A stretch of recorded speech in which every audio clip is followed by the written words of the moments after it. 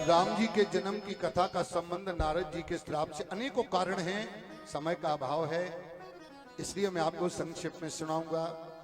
नारद जी ने भगवान को श्राप दिया था। पार्वती मानती हैं गुरु नारद जी को। शंकर जी से बोले मेरे गुरु की निंदा नहीं, का अपराध, जरूर कोई ना कोई गलती की होगी। मेरा गुरु, अपने गुरु की निंदा पार्वती को सुनना पसंद नहीं। अपने गुरु में कमी नहीं निकाली कि सुनो महादेव, का अपराध रमा पति की ना ओ कारण कवन श्राप मुनि दीना। जहां संबंध बन जाए वहां पर आलोचना और बुराई देखना बंद करिए। ये दर्शन कराती है रामायण हमारी।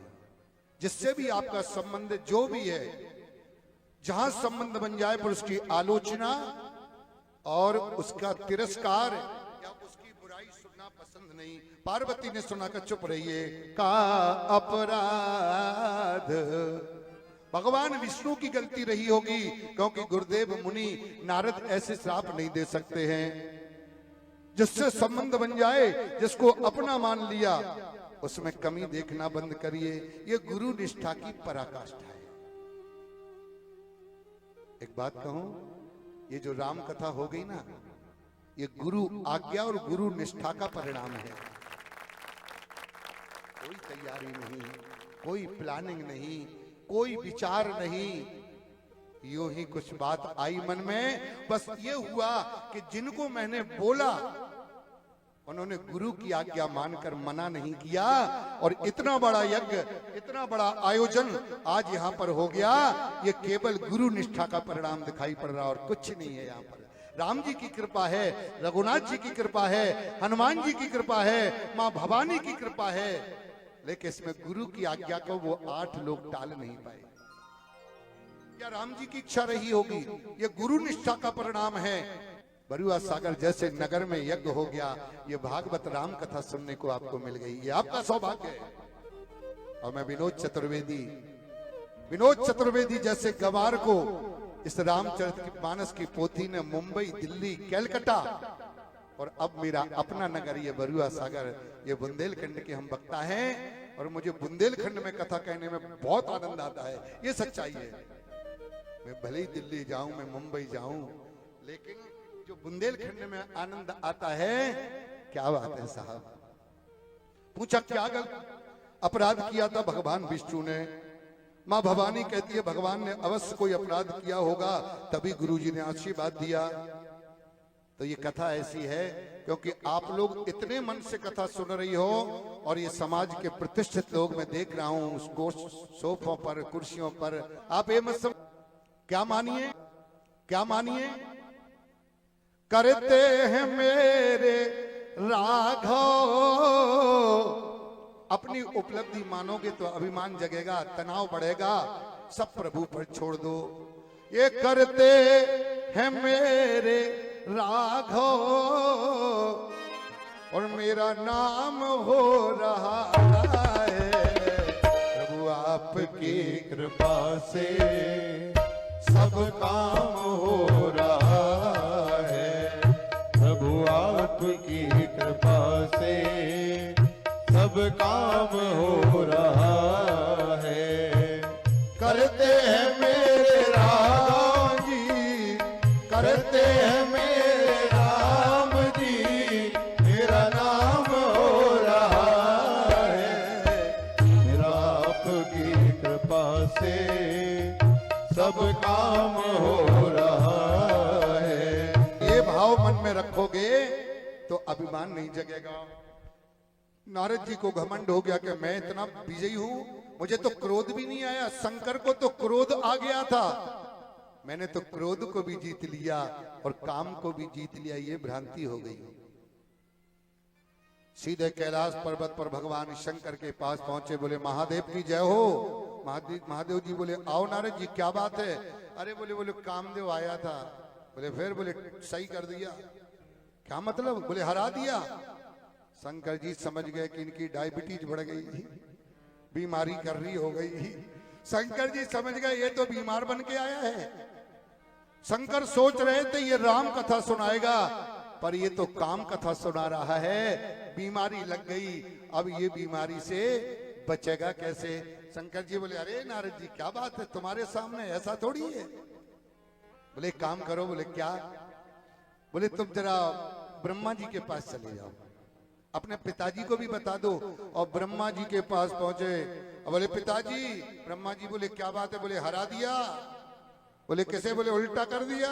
बोले क्या? बोले ठोक पीट के सही कर दिया। बोले कैसे? बोले कामदेव को।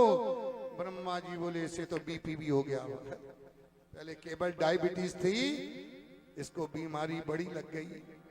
बेटा भली है। नारद जी कौन है? ब्रह्मा जी के 10वें नंबर के पुत्र। ब्रह्मा जी बोले बीमारी बड़ी लग गई। बोले काम करो बेटा। बोले हाँ। बोले तुम भगवान विष्णु के पास चले जाओ। सीधे विष्णु भगवान के पास क्षीर सागर में बहुत सांप के फन पर, नाग के फन पर लेटे थे नारायण। शांताकारं भुजग शयनम पद्मनाभं सुरेशं विश्वाधारं गगन सदृशं मेघवर्णं शुभांगं लक्ष्मीकान्तो कमलनयनो योगभिर्ध्या नगम्यं वंदे विष्णु भवभयहरणं सर्वलोकैकनाथं।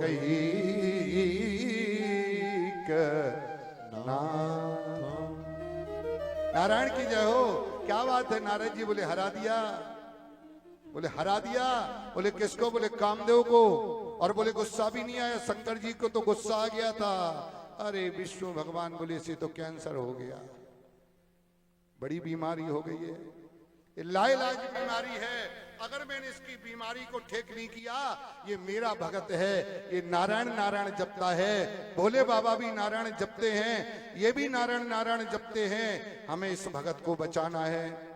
और भगवान विष्णु ने कहा बधाई हो नारद जी, कामदेव क्या है तुम्हारे सामने? कामदेव तो कुछ भी नहीं। और फुला दिया।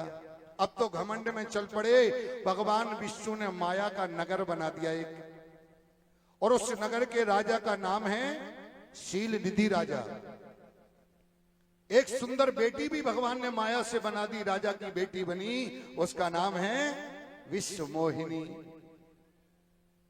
नारद जी नगर से निकले तो सोचा अरे इतनी दिनों से यहां से निकला हूं, इतना बड़ा नगर मैंने नहीं देखा। फिर सोचा हम तपस्या में चले गए थे ना, उस समय किसी बड़े आदमी ने बनवा लिया होगा। नगर में गए, राजा ने देखा, स्वागत किया, आओ गुरुदेव पधारो। और जाकर के पधराया और अपनी बेटी को लाके खड़ा कर दिया। कहो सुता के दोष गुण मुनिवर हृदय विचार। कहो सुता के दोष गुण मुनिवर हृदय विचार। करुणा निधान। अपने बेटी की हाथ की रेखा का, गुरुदेव मेरे बेटी की रेखा देखो, इसको पति कैसा मिलेगा। लेकिन नारद जी की बुद्धि पर माया का प्रभाव है। देखा तो सही है, लेकिन समझने में गलती हो गई। हाथ में क्या लिखा था? अजर अमर। जो अजर होगा, जो अमर होगा, जो नाथ होगा, वैकुंठ पति होगा, वो इसका पति बनेगा, इस बेटी का। लेकिन नारद जी को भ्रांति हो गई कि जो इससे विवाह करेगा वो अजर अमर हो जाएगा। देखो उल्टा हो गया है। लिखा ये था कि जो अजर अमर होगा वो इसके पति बनेंगे नारायण। लेकिन हाथ की रेखा में देखा तो ये देख लिया कि जो इससे शादी करेगा वो महाराज अजर अमर हो जाएगा।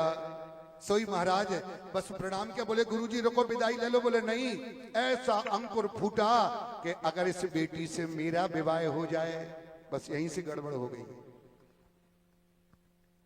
और बोले ये बहुत सुंदर है, हम तो इतने सुंदर हैं नहीं। अब इस सुंदरी को इससे सुंदर कोई वर मिलेगा, चेहरा होगा तो वरण डालेगी, माला डालेगी। और बोले भगवान विष्णु से सुंदर कौन होगा। सीधे नारायण के पास पहुंचे, बोले नारायण क्या बात है। बोले प्रभु जरूरत है। बोले काय बात की। अरे बोले शादी कर रहे हैं। अच्छा बोले वाहन चाहिए, गरुड़ ले जाओ। अरे बोले नहीं नहीं गरुड़ नहीं चाहिए। बोले तो ये हमारे आभूषण चाहिए, गले के हार, बाजू बंद ये चाहिए, ले जाओ ले। बोले नहीं नहीं ये नहीं चाहिए। बोले कपड़े, बोले नहीं। बोले रथ, बोले नहीं। बोले फिर, बोले आपन रूप देहो प्रभु मोही। नारायण आप अपना चेहरा थोड़ी देर के लिए मुझे दे दीजिए। बात तो ये कही, लेकिन एक बहुत अच्छी बात कही। बोले हमारे चेहरे से विवाह। बोले बस आप अपना चेहरा दे दो, बाकी तो हमारा शरीर पुष्ट है। वो कन्या बहुत सुंदर है और आपका चेहरा मुझे लग जाएगा तो गारंटी से कहता हूं मुझे ही माला डालेगी वो। पर सुनो, एक बहुत बढ़िया बात कही, ये जय विधि हो नाथ हित मोरा।